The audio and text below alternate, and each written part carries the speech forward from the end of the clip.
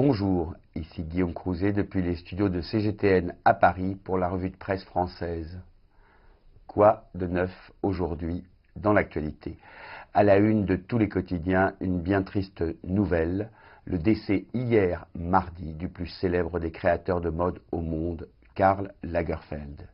Directeur artistique de la maison Chanel depuis plus de 35 ans, cet homme, aussi érudit que fantasque, et je peux en témoigner pour avoir eu la chance de l'interviewer à plusieurs reprises, était bien le dernier empereur de la mode, comme l'écrit Le Figaro.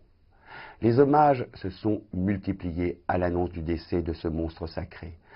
La haute couture, la mode, le goût français et européen perdent en ce jour l'un de leurs plus grands talents et leur plus célèbre ambassadeur, a ainsi réagi le président Macron. Tandis que Libération, pour sa part, proposait une graphique et dépouillée où la silhouette du couturier semble disparaître. Et une dernière pirouette de style en guise de titre, Lagerfeld se défile.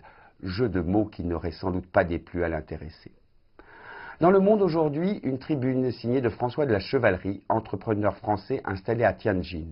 Celui-ci observe la montée des industries et des investissements liés au développement durable en Chine et pose donc la question de savoir si, en Chine, l'environnement ne serait pas la solution pour sortir de la crise.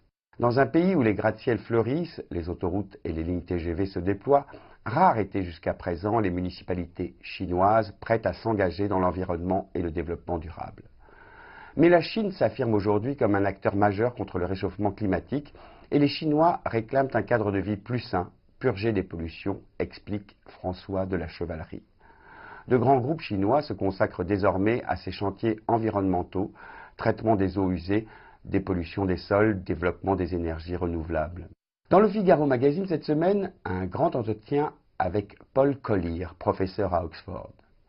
Exodus, le livre de ce célèbre économiste britannique, vient en effet d'être traduit en français. L'occasion pour lui de rappeler un fait capital concernant l'immigration en provenance des pays africains. Cette émigration permanente vers l'Europe prive l'Afrique de ses jeunes les plus brillants. Une mondialisation humaine, poursuit-il, doit créer des emplois sur place. Pour les jeunes natifs d'Afrique de l'Ouest qui ont suivi des formations supérieures, la logique est encore de partir en Europe dans l'espoir d'une vie meilleure. Une vision des choses extrêmement dommageable et que nous devons aider à changer, conclut-il. Revenons en France pour terminer cette revue de presse. En effet, si Paris Match met bien en couverture Meghan, la jeune duchesse de Sussex, pour nous raconter comment elle entreprend de restaurer son image de marque sérieusement écornée auprès du public britannique, le magazine est aussi parti cette semaine dans la France profonde, plus exactement dans le Tarn, où un éleveur de vaches a eu l'audace de créer un cabaret dans sa ferme. David Comet, à droite sur la photo, a ainsi eu l'idée folle, dans son petit village de 300 habitants, d'organiser un dîner-spectacle une fois par semaine. Oh, bien sûr, ce n'est pas le Lido, mais les représentations se donnent à guichet fermé. Des strass, des plumes et un repas dont les produits proviennent à 50% de la ferme et des producteurs voisins. Bref, le spectacle est aussi dans l'assiette.